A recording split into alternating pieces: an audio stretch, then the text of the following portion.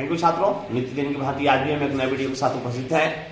Past tense के बारे में हिंदी व्याकरण के अनुसार भूतकाल का हमने चर्चा किया है। भूतकाल के कितने भेद होते हैं? 6 भेद होते हैं। जो समय बीत गया उसे भूतकाल कहते हैं। तो भूतकाल के 6 भेद होते हैं। इसका पहला भेद है सामान्य भूत। आज हम सामान्य सभी भेद के बारे में एक एक करके उसका परिभाषा लिखेंगे और उसके वाक्य लिखने का हम प्रयास कर रहे हैं। तो अभी आप देख रहे हैं भूतकाल का प्रथम जो सामान्य भूत है। तो सामान्य भूत किसे कहते हैं? इसका हम परिभाषा लिखे हुए हैं। यह सामान्य रूप से कार्य समाप्त होने की सूचना देता है, लेकिन कार्य समाप्ति का समय नहीं मालूम होता है। आप देख रहे हैं कि कार्य की समाप्ति होने की सूचना देता है, लेकिन कब काम जो है समाप्त हुआ यह मालूम नहीं होता है, निश्चित नहीं है। ठीक है। तो सामान्य भूत का कुछ यहां उदाहरण हम लिखे हुए हैं। सामान्य भूत का वाक्य, उसने पत्र लिखा। पत्र तो लिखा, कब लिखा, कितना देर पहले लिखा, ये निश्चित नहीं। विनय सो गया, कितना देर पहले सो गया, ये निश्चित इसमें। अजीत बाजार गया, अजीत बाजार चला गया, लेकिन 5 बजे गया, 4 बजे गया, सुबह गया, शाम में गया, कब गया, इसका कोई निश्चित नहीं है। वह रांची से आया। ठीक है।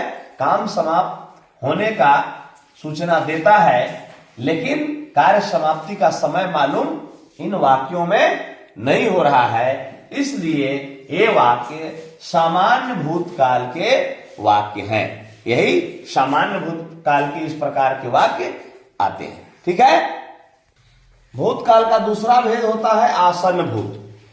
आसन्न माने निकट, नजदीक। आसन्न शब्द का अर्थ होता है नजदीक।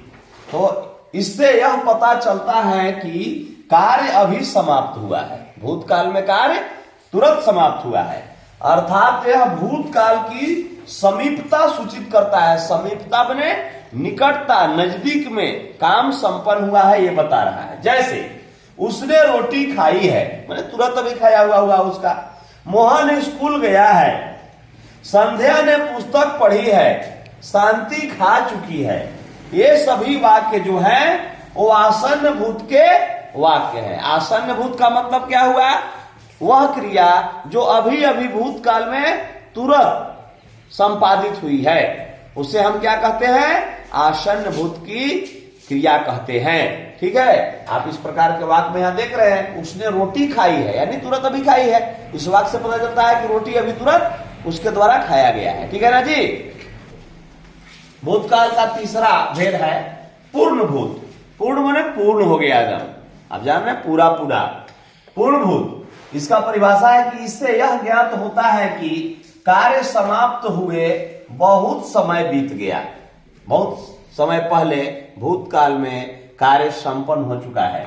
जैसे उसने कहा था, उसने कहा था, अमर ने पत्र लिखा था। इससे यह ज्ञात हो रहा है कि अमर बहुत पहले पत्र लिख चुका है। वह वहां गया था, उमेश ने लिखा था,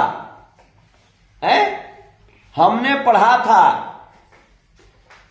सीता ने गीत गाई थी। इस प्रकार के वाक्य जो हैं वे भूतकाल के पूर्ण भूत।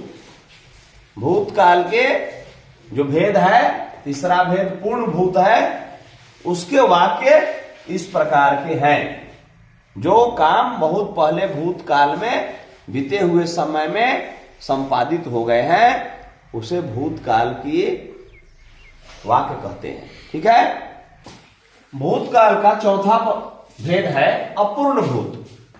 अपूर्ण माने पूरा नहीं हुआ है। इस शब्द से यही महसूस हो रहा है। अपूर्ण, अ माने नहीं, पूर्ण माने पूरा। आइए इसका परिभाषा हम देते हैं। अपूर्ण भूत, इससे यह मालूम होता है कि कार्य भूतकाल में हो रहा था। कार्य भूतकाल में हो रहा था। जैसे वह जाता था, वह जाता था, तुम खा रहे थे, मैं लिख रहा था, लड़के दौड़ रहे थे। ये सभी वाक्य जो है अपूर्ण भूत के वाक्य हैं। ये सभी वाक्य अपूर्ण भूत के वाक्य हैं। भूतकाल का पांचवा भेद है संदिग्ध भूत। संदिग्ध शब्द का शाब्दिक अर्थ होता है संदिग्ध बने संदेह है, शंका है, संदिग्ध भूत। इसका आइए परिभाषा हम देखते हैं। इससे भूतकाल में कार्य के होने में संदेह प्रकट होता है। संदेह है कार्य हुआ कि नहीं हुआ, है ना जी। जैसे मोहन वहां गया होगा, हो सकता है चला भी गया होगा, नहीं भी गया होगा, संदेह हो रहा है। अजय आया होगा, सत्येंद्र ने पत्र लिखा होगा, लिखा होगा पत्र या नहीं भी लिखा होगा, संदेह है, संदिग्धावस्था में है।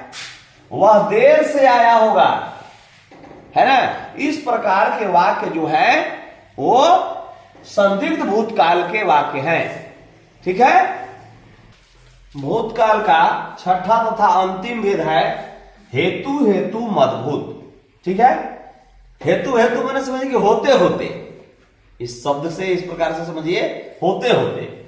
इससे आइए हम इसका परिभाषा देखते हैं। इससे यह मालूम होता है कि भूतकाल में होने वाला कार्य किसी कारणवश न हो सका, माने होते होते रुक गया, रह गया नहीं। जैसे यदि परिश्रम करते तो सफल होते, यदि मैं रहता तो ऐसी बात न होती, यदि तुम आते तो मैं जाता, यदि परीक्षा देता तो पास हो जाता।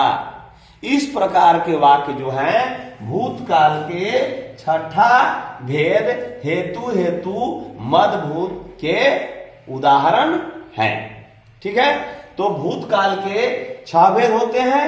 6 भेद में सबसे पहला भेद क्या है? सामान्य भूत। दूसरा भेद क्या है? आसन्न भूत। तीसरा भेद है पूर्ण भूत। चौथा भेद है अपूर्ण भूत। पांचवा भेद है संदिग्ध भूत। और छठा भेद है हेतु मदभूत। इस प्रकार से 6 भेदों का आज मैंने क्रम से उदाहरण सहित परिभाषा लिखा, उदाहरण देकर समझाया। आप सबों को बहुत बहुत धन्यवाद। चैनल पर अभी तक नए होंगे तो चैनल को सब्सक्राइब अवश्य करेंगे, वीडियो को लाइक शेयर करेंगे। Thank you.